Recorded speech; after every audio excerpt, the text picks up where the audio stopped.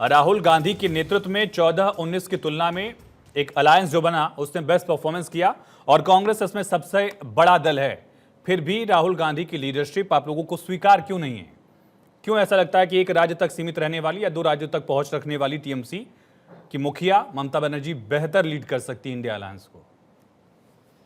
RS जी, सवाल ये नहीं है। सवाल जो टीएमसी की अध्यक्षा ममता बनर्जी ने उठाया है वो शायद ये चाहती है कि इंडिया अलायंस और प्रभावी ढंग से काम करे, जितना प्रभावी करना चाहिए था शायद उसमें कुछ कमी होगी। उन्होंने कहा है कि अपने बयान में ही कहा है कि मुझे अगर नेतृत्व करने का मौका मिलेगा और उनका परसेंटेज ऑफ सक्सेस भी बेहतर है बीजेपी के खिलाफ जो उन्होंने लड़ाई लड़ी है उसमें उनका सक्सेस रेट बहुत अच्छा है। लेकिन इसका ये मतलब बिल्कुल नहीं निकाला जाना चाहिए कि इंडिया ब्लॉक में किसी भी तरह का कोई दरार है या किसी भी तरह का कोई विवाद है।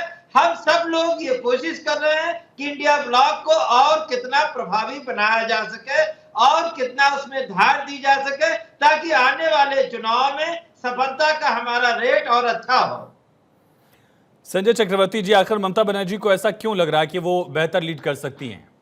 ममता बनर्जी को अगर लीड करना था तो कांग्रेस के साथ चुनाव लड़ती। हालांकि अकेले लड़के बेहतर स्ट्राइक रेट में उन्होंने प्रदर्शन किया, पर इसके बावजूद ये कहा गया कि कांग्रेस को साथ लेकर ममता नहीं चल रही जहां वो लीड कर रही थी जिस स्टेट में। देखिए, पहली बात क्या है कि इंडिया गठबंधन एक ऐसा गठबंधन है जहां पे प्राइम मिनिस्टर कैंडिडेट बहुत सारे हैं। ठीक है, और हर एक को यहाँ पे अपने आप को बोलने का हक है। ये वो पार्टी नहीं है, ये वो दल नहीं है कि जहाँ पे एक आदमी बोलता है सारे सुनते हैं और दूसरे को बोलने का कोई हक ही नहीं, कोई अपने विचार रखने तक का कोई हक नहीं। तो सबसे खूबसूरती ये है कि सबको बोलने का यहाँ पे हक है और सब बोल रहे हैं अपनी तरफ से। इसमें दरार वाली कोई बात नहीं।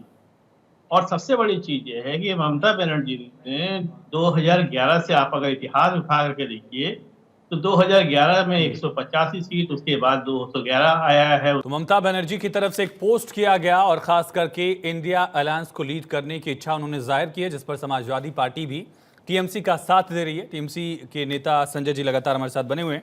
संजय जी, सवाल वही है कि कांग्रेस सबसे बड़ा दल है, 100 सांसद उसके पास है, 99 का आंकड़ा था, एक निर्दलीय का साथ आया। इसके बावजूद टीएमसी लीड करना चाहती है, तो साथ कैसे दिया जाए कांग्रेस की तरफ से? देखिए, सबसे बड़े दल होने से कोई मतलब नहीं होता है।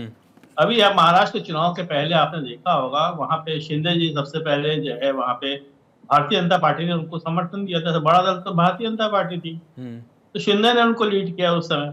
तो सबसे बड़ा दल होने से सबसे बड़ा नेता भी होगा ऐसा कुछ नहीं है। देखना ये पड़ेगा कि भारतीय जनता पार्टी की जो सांप्रदायिकवादी नीति है उस नीति को किस तरीके से और कौन नेस्तनाबूद कर सकता है।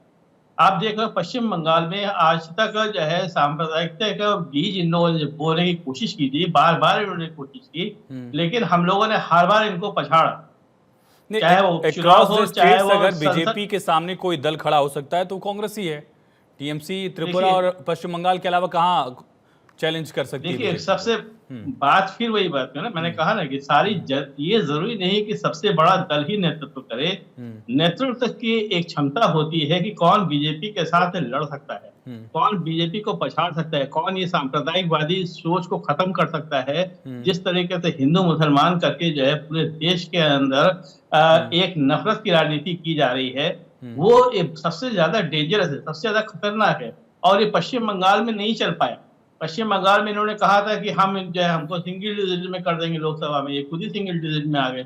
हमारी जो है सीटें बढ़ करके और 32 सीटें के आसपास हम लोग पहुंच गए। तो हम जितने अच्छे से फाइट हम लोग कर सकते हैं, ये हम मान सकते हैं कि कोई नहीं कर सकता। अजय जी हमारे साथ जुड़ चुके हैं। अजय जी, स्वागत है आपका चर्चा में। सवाल वही है जो टीएमसी की तरफ से कहा जा रहा है, जो समाजवादी पार्टी की तरफ से समर्थन दिया जा रहा है। क्या ऐसा मौका आ गया है जब इंडिया अलायंस को ममता बनर्जी लीड करें, खास करके महाराष्ट्र के रिजल्ट के बाद, हरियाणा के रिजल्ट के बाद? देखिए, बेसिक अप्रोच और बेसिक फर्क समझना चाहिए इंडिया गठबंधन में और जो है एनडीए में। ये 46 दलों का गठबंधन है, हम 26 और 27 दलों का गठबंधन है। हमारे यहाँ इंटरनल डेमोक्रेसी है, इनके यहाँ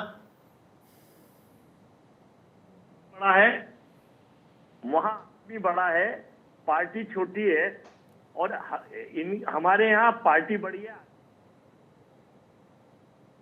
अजय जी, आपकी आवाज नहीं आ पा रही, कुछ शायद टेक्निकल इशू, इस वजह से पहले भी आप कनेक्ट नहीं हो पा रहे थे। लेकिन संजय राणा जी, सवाल वही है, क्या समाजवादी पार्टी और ममता बनर्जी, जो पहले से ही माना जा रहा था कि ऑलरेडी कांग्रेस के लीड करने से बहुत ज्यादा कंफर्टेबल ममता बनर्जी नहीं होंगी, और उन्होंने बाद में वो जाहिर भी किया, फिर से वही दावा उन्होंने किया है, क्या विपक्षी अलायंस में लीडरशिप को लेकर कंफ्यूजन अगर है तो उसका नतीजा कांग्रेस की 2 बड़े राज्यों में हार है? नहीं, मैं इसको नहीं मानता। देखिए, नेतृत्व जब हम चर्चा करते हैं कि लीडरशिप की, तो देखिए राहुल गांधी साहब की लीडरशिप और ममता बनर्जी की लीडरशिप पे जमीन आसमान का अंतर है। नो डाउट ममता बनर्जी अपने पे बनी हुई नेता है, अपने अपने दम पे उन्होंने बंगाल में अपना शासन स्थापित किया और पिछले 2 बार से चीफ मिनिस्टर है, और किस तरह से जो कम्युनिस्टों का राज था 25-35 साल पुराना, उसको ध्वस्त किया है। तो उनकी लीडरशिप की क्वालिटी में तो कोई प्रश्न चिन्ह उठा ही नहीं सकते। जहां तक बड़ी बात हो रही थी बड़ी पार्टी होने का, देखिए बड़ी पार्टी से मतलब नहीं होता, लीडरशिप क्षमता किसके अंडर है, लीडर कौन बन सकता है, उस पर प्रश्न हो जाता है। हो सकता है अखिलेश यादव साहब भी बड़े लीडर है, उनके अंदर क्षमता है। देखिए उत्तर प्रदेश में भारतीय जनता पार्टी का मुकाबला करने वाली कोई पार्टी अगर है तो अखिलेश यादव है, और उनके चेहरे पे ही चुनाव लड़ा गया, तो उनके चेहरे पे ही वोट पड़े, उनके चेहरे पे ही 37 सीट आई। आज तक का इतिहास में इतना सीट समाजवादी पार्टी नहीं लाई, तो प्रश्न चिन्ह उठता है। भाई एक जो नेता है जो पिछले 15 साल से कह लीजिए 10 साल से शीर्ष नेतृत्व तो बैठा हुआ है, लेकिन 87 में से 57 चुनाव हार जाता है, दूसरे नेता है, चुनाव वो भी हार रहे हैं। मैं नहीं बोलता हूं कि अखिलेश यादव साहब नहीं हार रहे हैं, लेकिन उनके अंदर क्षमता है, लीडरशिप की क्षमता, और लोगों के लेके चल सकते हैं। अब आते हैं ममता बनर्जी। देखिए ममता बनर्जी की जो एक्सेप्टेंस है, ये मत देखिए कि किस क्षेत्र से आ रही है या किस क्षेत्र में उनके पार्टी का प्रभाव, पार्टी को भी माइनस कर दीजिए, उनके प्रभाव की बात होती है, उनको एक्सेप्टेंस की बात होती है, उनकी विचारधारा को सुनने की बात होती है, उनके एक सोच है जो उसको लेके चल सकती है, लोगों को जोड़ सकती है, उसकी बात हो रही थी। उसमें कहीं ना कहीं वो लीड करती हैं राहुल गांधी से। राहुल गांधी साहब के पास बहुत बढ़िया गोल्डन मौका था पिछले 10 साल में अपने आप को स्थापित करने का। 20 साल में नहीं चर्चा करूंगा, 10 साल में स्थापित करने का, लेकिन वो स्थापित कर पाए। आप देख लीजिए मुद्दे की कमी, देखिए ऐसा नहीं विपक्ष के पास भारतीय जनता पार्टी को घेरने के लिए मुद्दे नहीं है, लेकिन मुद्दा विहीन है, इसलिए क्योंकि एक ही मुद्दे को बार बार भुनाना से आपको आपकी राजनीति नहीं चमकेगी। आप संविधान को लेके आए, आपको पता है संविधान पे नो डाउट एक भ्रम फैलाने की कोशिश की गई और भ्रम सक्सेसफुल रहा। दूसरी है आप अदानी को लेके आते हो, भाई आप एक आदमी को गाली देते हो, दूसरे तब उससे हाथ मिला लेते हो। आपके बहनोई साहब का अलग रिश्ता है, पार्टी का अलग रिश्ता है, आपकी अलग विचारधारा है। तो जब नेता बनते हो तो आपको क्षमता होनी चाहिए दूसरों की बातों को एक्सेप्ट करना, दूसरों की बातों को सुनना, जिस पार्टी का स्टेक सबसे ज्यादा है उसको आप अंडर में रखना चाहते हैं ममता बनर्जी की लीडरशिप पे, वो होगा कैसे, वो फिजिबल कैसे होगा?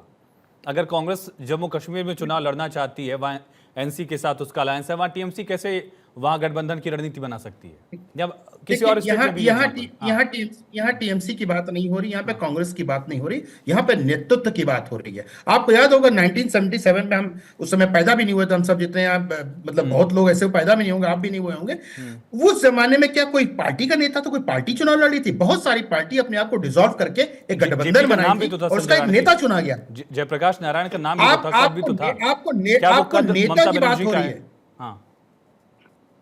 सॉरी, क्या आपने? मैंने कहा कि उस समय 77 में जेपी नारायण का एक कद था, एक विचारधारा थी, एक सत्ता के खिलाफ नाराजगी। बिल्कुल, हाँ, विचार कद था ना। कद को किसने बनाया था? हाँ। उनके विचारों ने बनाया था, उनके नैरेटिव ने बनाया था और लोगों ने एक्सेप्ट किया था। तो कद तब बड़ा होता है जब आपको एक्सेप्टेंस मिलती है। जब एक्सेप्टेंस नहीं मिलती, देखिए एक्सेप्टेंस राहुल गांधी साहब की कहां है? सिर्फ ट्विटर पे फेसबुक पे एक्सेप्टेंस नहीं होता।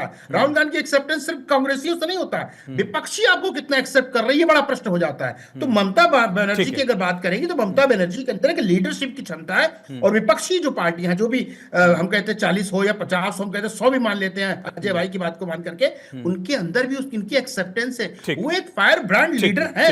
और टीएमसी को मत गिनिए, नेतृत्व की बात की, अगर उनके नेतृत्व में चुनाव लड़ा जाता है एक गठबंधन बना करके, जो गठबंधन कहीं ना कहीं अगर चुनौती दे सकता है भारतीय जनता पार्टी को, तो हमें लगता है वो लीडरशिप में ज्यादा परिपक्व है as compare to Rahul Gandhi साहब। तो राहुल गांधी इसके लिए तो अभी सबसे बड़ी चुनौती प्रियंका गांधी बनने वाली है। मैं उनकी तारीफ करूंगा। देखिए अपने संसदीय क्षेत्र के लिए एक महिला, उनको मैं उनकी विचारधारा से बिलीव नहीं करता, लेकिन एक महिला अपनी विचारधारा को छोड़ करके अपने संसदीय क्षेत्र के लिए एक मुख्य गृह मंत्री से मिलने चले गई, तो तारीफे काबिल है। नेता को ऐसा ही होना चाहिए।